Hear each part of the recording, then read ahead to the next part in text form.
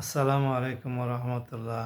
সম্মানিত দর্শক শ্রোতা ভাই এবং বোনেরা, আমি আপনাদের সামনে একটা ছোট্ট চুটকি দিয়ে আজকের ভিডিওটা শুরু করব। ছোটোকালে আমরা পড়তাম না, আমাদের প্রিয়জনরা আমাদের গল্প শোনাতেন। এক দেশে ছিল একটা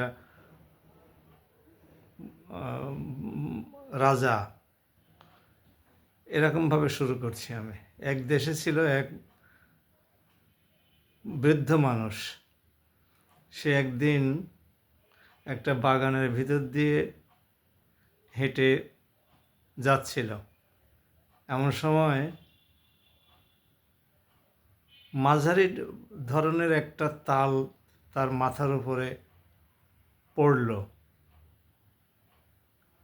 ৬০-৬৫ বছর বয়সের মানুষের মাথার উপরে ২০-৩০ হাত দূর থেকে একটা মাঝারি তাল যদি পড়ে, তাহলে তার আটকে ওঠার কথা, ভিতর সন্ত্রস্ত হয়ে যাওয়ার কথা, মাথায় ব্যথাও পাওয়ার কথা।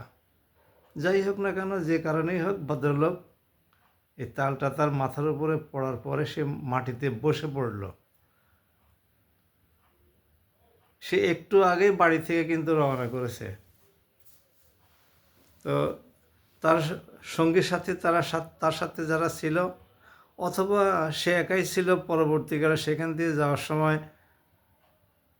কেউ একজন তাকে জিজ্ঞেস করলো যে, চাচা মিয়া, আপনি একটু আগে রওনা করলেন, তো এখানে বসে পড়লেন কেন?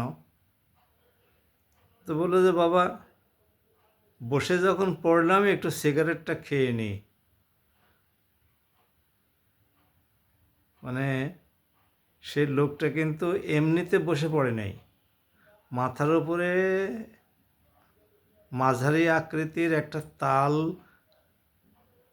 আধা কাঁচা আধা পাকা তাল তার মাথার উপরে পড়ার কারণে সে আতঙ্কে, শারীরিক দুর্বলতায় বসতে বাধ্য হয়ে, মাথা ঘুরে গেছে। তো মাথা ঘুরে যাওয়ার কারণে সে বসতে বাধ্য হয়ে যেত। এখন সে যে বসতে বাধ্য হয়েছে, এটাকে গোপন করার জন্যে বলল যে, বাবা, একটু বসলাম যখন, তো একটা সিগারেট খেয়ে নিই। সিগারেট খাওয়ার জন্য একটু বসলাম। সম্মানিত দর্শক শ্রোতা ভাই এবং ট্রাম্পের অবস্থা হয়েছে এখন তাই। ট্রাম্প আলোচনার টেবিলে ইরানকে রেখে তার পোষা কুত্তা ইসরায়েলের উস্কানিতে ইরানের উপরে আন্তর্জাতিক সকল আইন লঙ্ঘন করে হামলা করে, রাষ্ট্রপ্রধান থেকে শুরু করে সেনাবাহিনীর বহু অফিসার, বিজ্ঞানী, স্কুলের ছোট্ট ছোট্ট আমাদের নাতি নাতনি সমতুল্য, কন্যা সমতুল্য নিষ্পাপ শিশু সন্তানদের হত্যা করে আক্রমণ শুরু করেছিল, আক্রমণ চালিয়ে যাচ্ছিল। কালকে সে ঘোষণা করেছে ইরানকে 48 ঘন্টা সময় দেওয়া হলো। আলটিমেটাম যেটাকে বলা হয়, আলটিমেটাম দেওয়া হলো এই 48 ঘন্টার মধ্যে হরমুজ প্রণালী খুলে না দিলে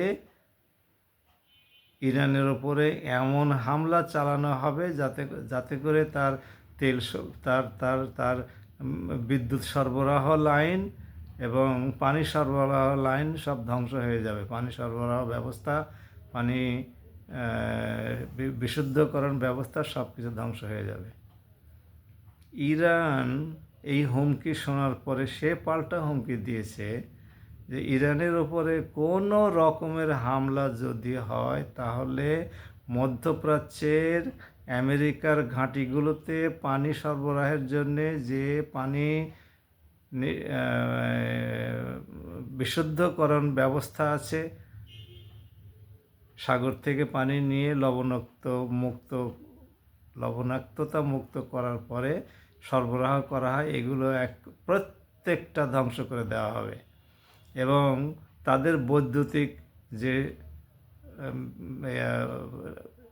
সরবরাহ ব্যবস্থা আছে, সবগুলোই ধ্বংস করে পুরো মধ্যপ্রাচ্যকে অন্ধকারে নিমজ্জিত করা হবে। এই পাল্টা হুমকির কারণে ট্রাম্প আজকে বলছে যে ইরানের সাথে আমার আলোচনা চলছে, তো আমরা যুদ্ধ এই আক্রমণ, ইরানের উপরে আক্রমণ 5 দিনের জন্যে স্থগিত করলাম। ওই বুড়ার মতো যে বসলাম যখন, তখন একটা সিগারেট খেয়েই নিই। মায়ের চাইতে বড় কোনো ওষুধ নাই। আর কাফিররা সবসময় শক্তের ভক্ত। আল্লাহ পাক কালামে পাকের মধ্যে বলেছেন, তোমরা কাফিরদেরকে যতই সাহসী মনে করো না কেন, ওরা আসলেই ভীতু। কারণ ওরা জানে তো যে মরলে পরে সাথে সাথে ফি নারি জাহান্নামা খালিদিনা ফিহা। আমি কালামে পাকের আয়াতটা আপনাদেরকে পুরোটা শোনাই। আউযু বিল্লাহি মিনাশ শাইতানির রাজিম, বিসমিল্লাহির রহমানির রহিম। ইন্নাল্লাযীনা কাফারু মিন আহলিল কিতাবি ওয়াল মুশরিকিনা ফি নারি জাহান্নামা খালিদিনা ফিহা। সূরা বাইয়িনার মধ্যে এই আয়াতটি আছে। তাহলে বুঝুন, এখন কাফিররা ভিতর সন্ত্রস্ত হবে না ইরানের ধমকের পরে। তারপরে এখন বলে যে আমরা ইরানের সাথে আলোচনা করছি। ইরানের পররাষ্ট্র মন্ত্রণালয় ইতিমধ্যে বলেছে আমেরিকার সাথে আমাদের কোনো আলোচনা চলছে না। আসলে ট্রাম্পকে এই যুদ্ধে উস্কানিদাতাদের মধ্যে তার জামাতা জারুস কুশনার, তারপরে স্টিভ হুইটকপ আর আমেরিকার বেজন্মা প্রধানমন্ত্রী নেতানিয়াহু। আমাদের বাংলা ভাষায় তো বেঞ্জামিন নামে কোনো শব্দ নয়, বেজন্মা আছে। বেজন্মা লিখতে বয়কার বর্গীয় জ দন্ত ন ম লাগে। বেঞ্জামিন লিখতেও তাই লাগে, ব লাগে, দন্ত ন লাগে, বর্গীয় জ লাগে, ম লাগে।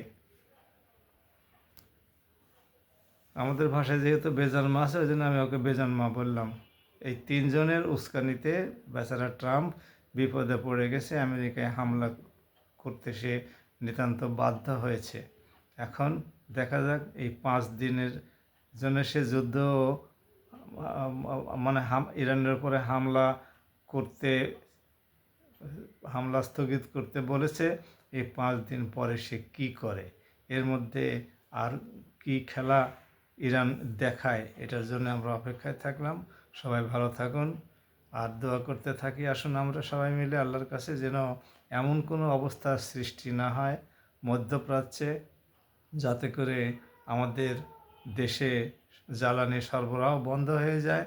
আমাদের যে প্রায় 1 কোটির মতো ভাই এবং বোনেরা মধ্যপ্রাচ্যের বিভিন্ন দেশে চাকরিরত আছে এবং তারা আমাদের দেশে বিলিয়ন বিলিয়ন ডলারের বৈদেশিক মুদ্রা পাঠাচ্ছে, এগুলো যেন বন্ধ না হয়, আমাদের দেশ যেন বিপদগ্রস্ত হয়ে না পড়ে। দয়াময় আল্লাহ আমাদের দেশকে হেফাজত করুন, মধ্যপ্রাচ্যের মুসলিম দেশগুলোকে হেফাজত করুন। ভাই দেখুন, যখন আমরা থুতু উপরে ফেলি তখন আমাদের নিজেদের গায়েই পড়ে। আমাদের মুসলমান ভাই তো, আমরা সবাই তো ইমানদার, আল্লাহকে বিশ্বাস করি, আল্লাহর কিতাবে বিশ্বাস করি। এই জন্যে তাদের গায়ে তাদের কোনো ক্ষতি হলে পরে আমাদের অন্তর ফেটে যায়। এই জন্যে আসুন আমরা দোয়া করি আল্লাহ যেন আমাদের মুসলিম ভাইদেরকে হেফাজত করেন, মুসলিম দেশগুলোকে হেফাজত করেন। যে অঢেল সম্পদ তাদেরকে দেওয়া হয়েছে, কাফির মুশরিকরা যেন সেই সমস্ত সম্পদগুলো লুটপাট করতে সুযোগ না পায়। সবাই ভালো থাকুন। আসসালামু আলাইকুম।